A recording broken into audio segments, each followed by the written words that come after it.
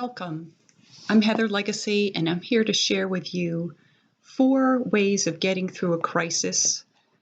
And this can be applied to the current circumstances, which we are all involved in, or it could be used for any time in your life where you feel overwhelmed with distress or at a turning point in your life, going through a particularly intense difficulty. So these 4 ideas are actually not original to me. They are from a commanding officer in the military who wishes to be anonymous. So I'm going to share his 4 ideas because they're very helpful and can be applied in smaller crises or situations that are worldwide. So I'm going to start with the first one, which is to step away from the frenzy. One of the things that we all do is start focusing on the most obvious, engaging, compelling element, which is fear-based. And when we get focused on something that's fear-based, the problem is that we get more and more physiologically activated. And then that portion of our brain that gets physiologically activated goes into a fight or flight. We can feel like we are fixated on the thing that is wrong, whatever it is that we need to have resolved. And sometimes that is something we can actually do something about. And in many cases, it has to do with an outside circumstance or person that we have limited control over. So noticing when we are getting caught up in a circular experience of focusing on something continually, that we are ruminating about it, we are talking about it, we are listening to it, and all it's doing is creating much more distress. Then we need to follow that first objective, which is to stop the frenzy. And here are some ways to do that. One is to actually self-regulate how much time you allow that information in. So I would suggest that the greater the upset, the less time we actually give it to come in and create that cycle of frenzy. So I'm giving myself 10 minutes a day to pay attention to the news updates. That makes us responsible and helps us to know what action to take, but it does not generate fear continually. So limiting the information that comes in is a way to calm our physiology. The second thing that we all need to do is even the social media. The more that we can feel outside of ourselves, the more we can feel a wave of something that comes and floods us, and we feel like we are in that tumble. If you've ever been caught in an ocean wave and we're circling around and then we end up being slammed into the shore. So even social media is another uncontrollable element. Yes, it can help us feel connected and feel a sense of belonging, but also no matter what we post or what somebody else posts, we don't know what's going to happen with that.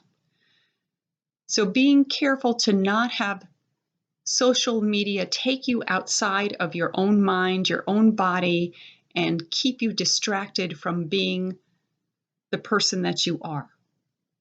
The third caution in regards to stepping away from the frenzy is focusing on what sources actually benefit you because they're productive and which sources of information and interaction cause you more overwhelmment, more distress. Julia Cameron's books, she's the author of The Artist Way and many other books on creativity. She uses the term crazy makers. And a crazy maker is well defined by a description of people who are long on problems and short on solutions. When we are long on problems, all it does is continue to generate that amygdala portion of our brain that's the fight or flight. So notice, even when you're being with somebody and you're talking about the current situation, is that helping to calm me down, or is that continuing the distress and actually adding to it?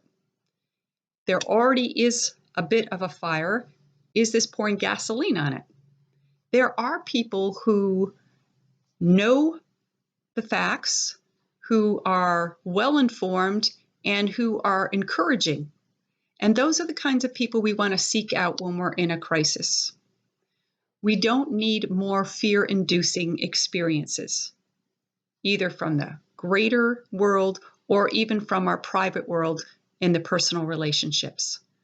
So be cautious of the crazy makers and step away from people that are only focusing on the problem and not on any kind of solution or productive ideas. So that's the first suggestion. The second one is to then shift it to finding some inner peace. How are you going to do that? My number one way of finding inner peace is getting myself out into the greater world. When you're a part of nature, one of the things that happens automatically is you become a part of something that is greater than you, that is ever changing, and is amazingly resilient. Especially right now as nature is changing and going from a dormant stage where everything was dead or frozen over into life. Nature is life-giving. Nature teaches us every lesson we ever need to know. And right now, we need resiliency. So step outside regularly. And if you have the flexibility of being home, like most of us do right now, that means that you can step outside your door, walk around the building or on a greater space to try to align your energy with nature's energy.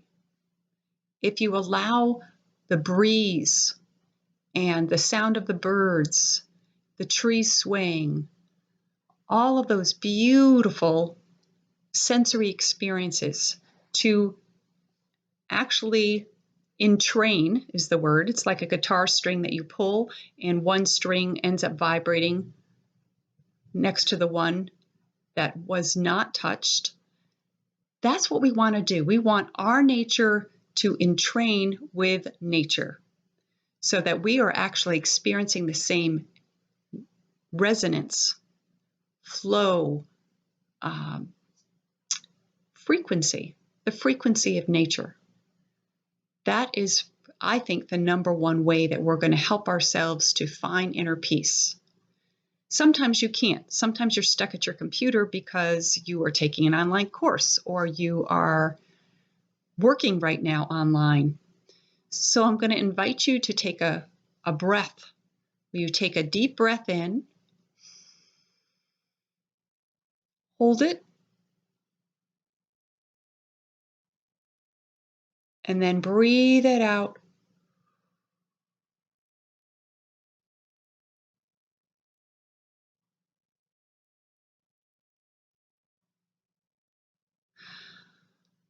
Until the only option you have is to take a deep breath because you have no oxygen inside your lungs.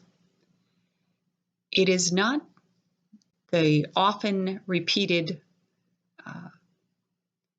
demand, just breathe. It is an actual cleansing breath that takes all of the short air, the kind of like the stale air that's inside our bodies, and gets rid of it, and then opens space for a deeper breath that goes all the way through your body and circulates in your brain so that you can think more clearly and calmly.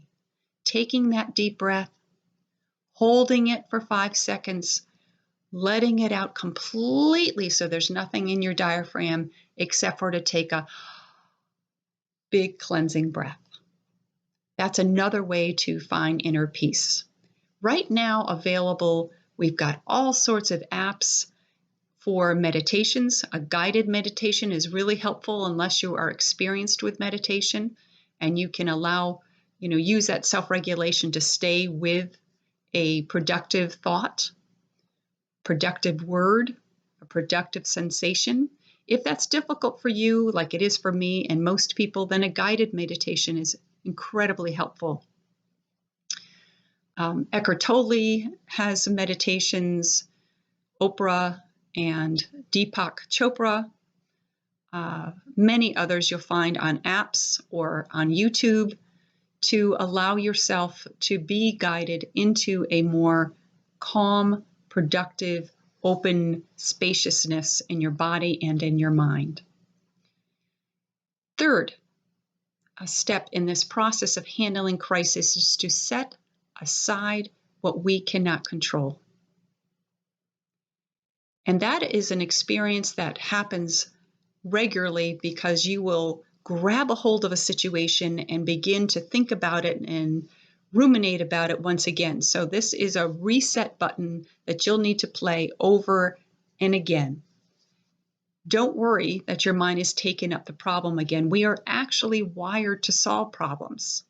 Our brain has that survival ability to focus on a problem so that we can take away the danger and survive.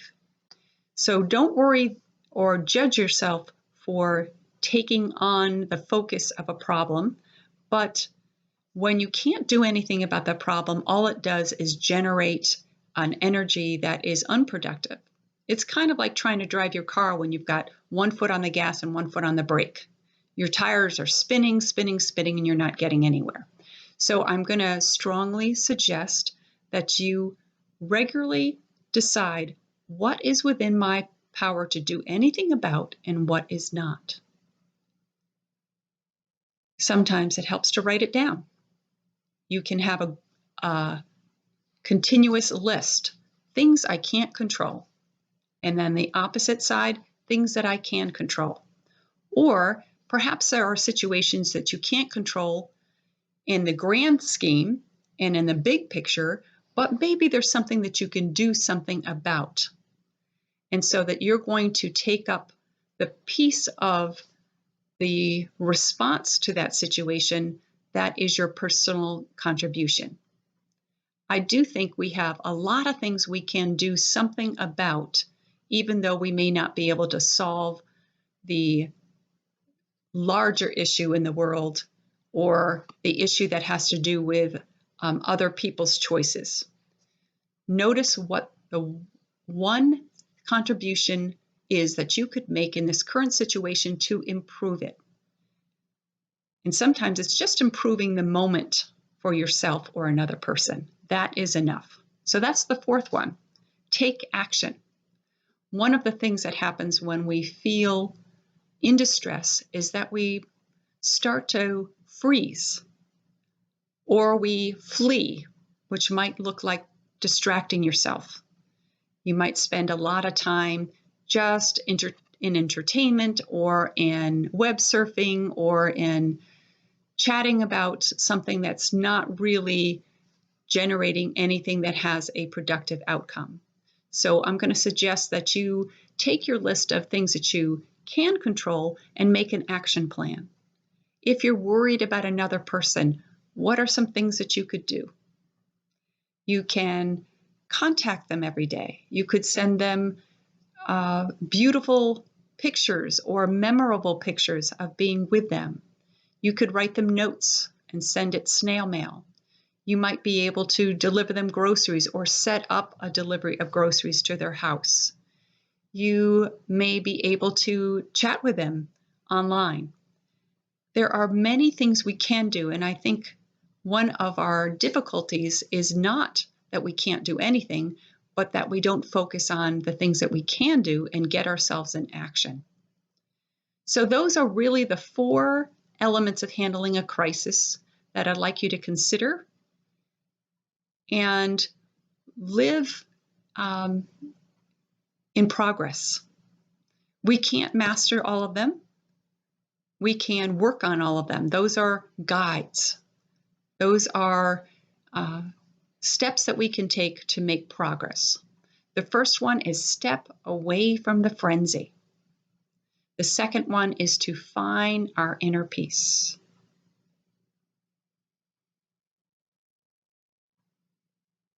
The third one is to determine what it is that we can control and what it is that we can't control, and let go of everything that we can't do anything about, which gives us the mental space and the creativity to accomplish the fourth step, which is to take productive action. I'm wishing you all the very best, and I am with you in this. Be well.